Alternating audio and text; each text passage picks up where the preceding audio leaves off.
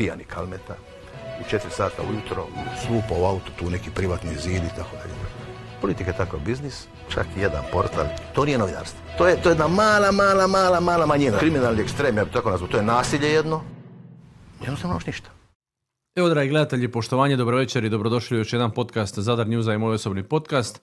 Kao i uvijek na početku pozvat ću vas da lajkate ovaj video, kliknete subscribe, pretplati me i ono malo zvonce pored njega kako bi notifikacije stizale na vrijeme. Statistika kaže da vas preko 90 i nešto posto koji redovno pratite naš sadržaj niste naši pretplatnici, međutim pretplata je potpuno besplatna, vama će odvojiti možda 10 sekundi vremena, međutim nama to jako puno znači. Pa ukoliko niste pretplaćeni, slobodno kliknite subscribe ili pretplati me. Kao što znate, od rujna mjeseca ove godine Zadar News uveo je sustav donacija. Ukoliko možete, ukoliko želite, ukoliko smatrate da ovo što radimo ima smisla, slobodni ste nas podržati. Link na aplikaciju preko koje nas možete podržati, kao i opisu ovog videa, nalazi se na adresi Zadar News HR kroz podrzi ili kroz doniraj. Ovdje vidite podatke koje možete ispuniti putem internetskog bankarstva. Unesete iznos koji smatrate da je potreban, kliknete da ste potvrdili. Ukoliko želite direktno uplatiti donaciju na naš račun, bitno je kao svrhu uplate upisati donacija. Ukoliko nas želite podržati putem PayPala, putem aplikacije Revolut, tu su svi osnovni podaci koji su vam potrebni. I uvijek naglašavam, Zadar News za sve je besplatan i za one koji nas mogu, žele, ne žele podržati i one koji su u stanju i koji žele sudjelovati u rastu Zadar Newsa, a i za one koji nisu u mogućnosti, i za vas će Zadar News ostati besplatan. Niste dužni čak ni pretplatiti se, apsolutno ništa. Dakle, Zadar News za sve je besplatan. Međutim, kao što znate, istraživačko novinarstvo zapravo je najskuplje, iziskuje najviše vremena, iziskuje truda, energije i svega, da ne nabrajam što se sve događa u svim tim procesima. Često su tu obavijesni razgovori s policijom, državnim odvjetništvom, razne montirane optužnice i sve to skupa, i jednostavno da bi taj sustav istraživačkog novinarstva koji Zadar News prakticira mogao funkcionirati, nažalost potrebna su sredstva. Da se vratimo na današnju temu. Tema dana, HDZ-ov pedofil Žan Morović. Ovdje možete vidjeti, Zadar News je 23. ožujka u 15 sati i 29 minuta Sandri Radanović, glasnogovorici Županijskog suda u Zadru, poslao upit je li Žanu Moroviću produljen pritvor i u kojoj fazi je optužnica. Molimo pojedinosti oko novih odluka. Danas u 9 sati i 5 minuta gospođa Radanović odgovorila nam je kako je vezano za kazneni postupak koji se trenutno nalazi u fazi potvrđivanja optužnice.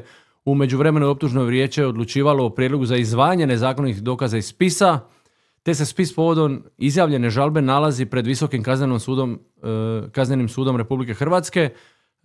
Nakon što zaprimimo odluku Visokog kaznenog suda, vijeće će zakazati sjednicu radi odlučivanja o potvrđivanju optužnice, napisala je Sandra Radanović. Kazala je i kako je protiv okrivljenika istražni zatvor na snazi.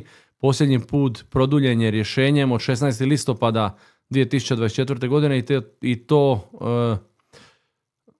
za 2 mjeseca, računajući od pravomoćnosti prethodnog rješenja.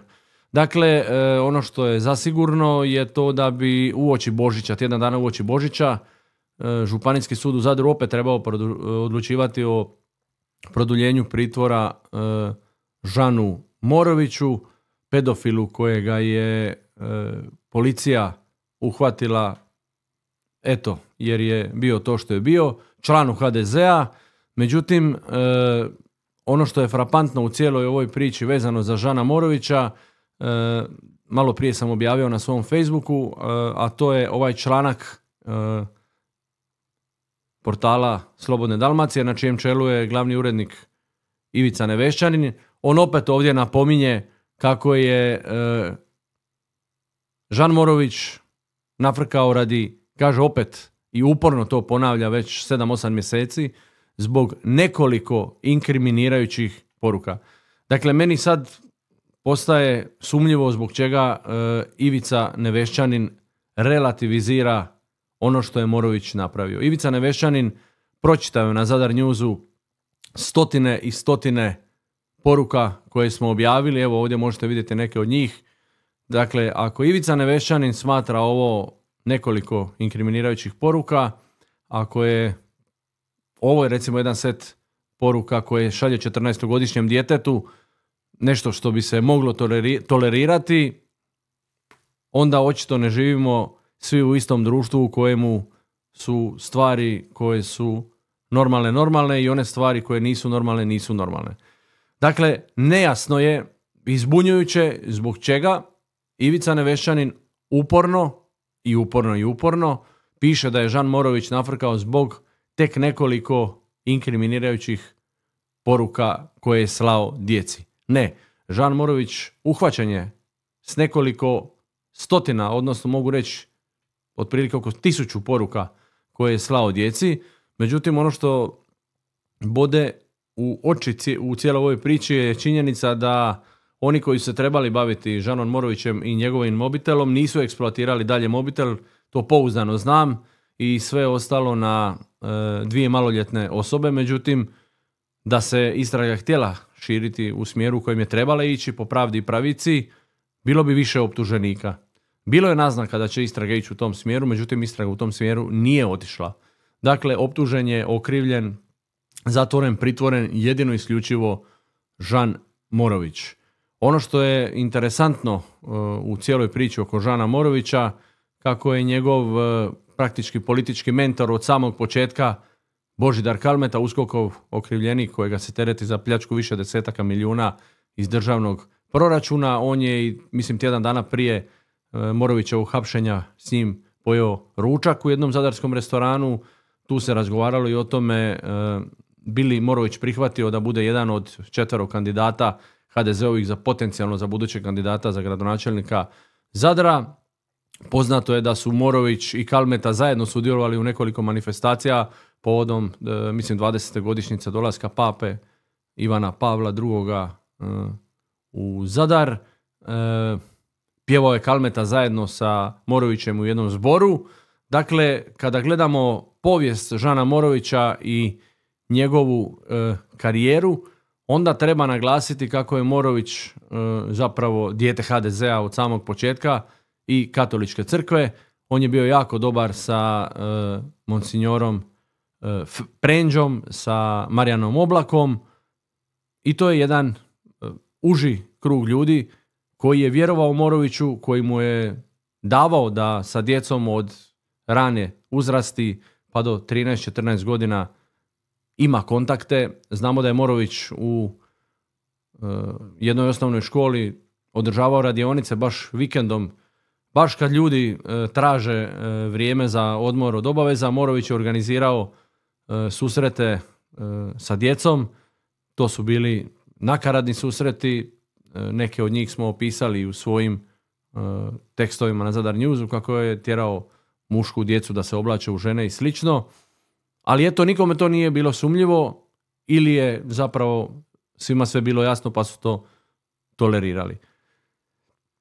Ono što bi bilo zanimljivo isto tako je da, kao što ovdje vidite na fotografiji, dakle, Žan Morović je dobar prijatelj sa Andorom Krstulovićem Oparom, bivšim splitskim gradonačelnikom. Vidite kako ovdje s njim pozira. Dakle, oni su bili u tom nekakvom društvu. Ovo su ova muška djeca koja su tjerana da se oblače u žene. Pogledajte to ushićeno lice Žana Morovića. Strašno. Ako ovo nekome nije odmah budilo nikakvu sumnju, onda ne znam što reći na sve to skupa. Međutim, onako je kako je.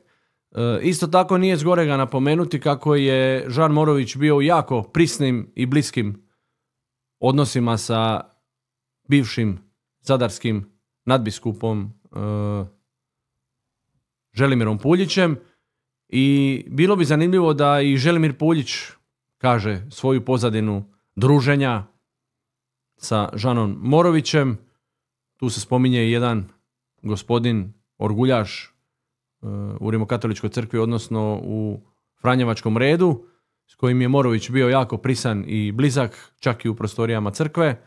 Međutim, kažem, ovdje su svi sve znali, a niko ništa nije znao i nitko nije ili nije htio postupati, sve dok se nije dogodilo ono što se dogodilo, a to je da je Morović završio u istražnom zatvoru. Dakle, činjenica da je Morović uhićen jer je slao poruke djeci jer se s tom djecom istom sastajao. Činjenica je da je Morović imao pristup ogromnom broju djece u posljednjih 30 godina koliko djeluje u javnom prostoru i relativiziranje i ovo što radi Slobodna Dalmacija u Zadru, na čijem čelu je glavni urednik Ivica Nevešanin, gdje uporno pišu kako je Morović nafrkao zbog nekoliko inkriminirajućih poruka, ovdje je to boldano da još jedan put pročitate, i to je članak od danas. Dakle, oni 8 mjeseci sustavno i lažu i obmanjuju svoju publiku. Kažem, bilo bi isto interesantno da prelat Katoličke crkve i nadbiskup Želimir Puljić možda iznesu svoju stranu priče. Možda stvarno Želimir Puljić želi nešto reći po pitanju teme Žana Morovića, ali mu nitko očito nije postavio pitanje.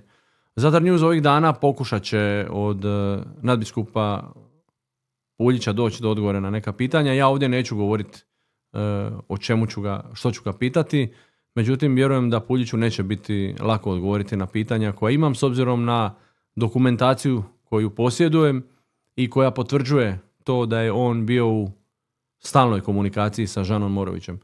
Pitaću se još jednom ovdje i zbog čega Morovićev mobitel nije eksploatiran dodatno, zbog čega Morovićev Telegram kanal kao i WhatsApp kojeg je koristio za komunikaciju s djecom nije dodatno istražen, zbog čega mobitel nakon forenzičke istrage nije vraćan na datume koji su se mogli vraćati unazad, zadnjih godinu dana, 2 godine. Puno je pitanja, a vrlo je malo odgovora. Evo, dragi gledatelji, još jednom ću vas pozvati sve da lajkate ovaj video, kliknete subscribe, pretplati me ono malo zvonce pored njega kako bi notifikacije stizale na vrijeme. Mislim da nema potrebe da dalje nastavljamo sa ovom temom u ovom obliku i u ovoj fazi, ali kada dođe vrijeme mislim da će Zadar News objaviti još neke dodatne dokumente i informacije, ali dotad ćemo prepustiti institucijama da probaju odraditi ono što je u njihovoj moći, da Morović bude sankcioniran na način na koji treba biti sankcioniran. Još jednom sve vas pozivam i zahvaljujem se svima koji ste do sada podržali rad Zadar Newsa, da na adresi zadarnews.hr kroz doniraj ili zadarnews.hr kroz podrži, kao i u opisu ovog videa imate podatke. Dakle, na ovoj adresi možete nas podržati putem internetskog bankarstva. Bitno je unijeti nekakvo ime tipa, ne znam, Marino, odaberete iznos koji želite, tipa, ne znam, 5 eura, kliknete ovdje potvrđujem, generira je bar kod i onda ovaj bar kod možete skenirati putem vaše aplikacije internetskog bankarstva. Ako nas želite podržati direktnom uplatom na račun, ovdje su podaci. Bitno je kao svrhu uplate unijeti riječ donacija. Putem PayPala nas također možete podržati, kao i putem aplikacije Revolut. Ponovio sam i ponovit ću još jednom, Zadar News se bavi ozbiljnim istraživačkim novinarstvom. Zbog toga nemamo reklame na portalu jer one onda podrazumijevaju nekakve ustupke, međutim kako je Zadar News beskompromisan i kako s nama ustupaka nikakvih nema, onda smo prisiljeni bili jednostavno zatražiti pomoć vas, naših dragih čitatelja, da ukoliko možete shodno s vašim mogućnostima podržite naš rad da možemo i dalje slobodno nastaviti raditi svoj novinarski posao. Za sve one koji nas ne mogu podržati, rekao sam i uvijek ću ponoviti, za sve ćemo uvijek ostati besplatni. Evo, dragi prijatelji, svim ljudima dobre volje, pozdrav i sve najbolje.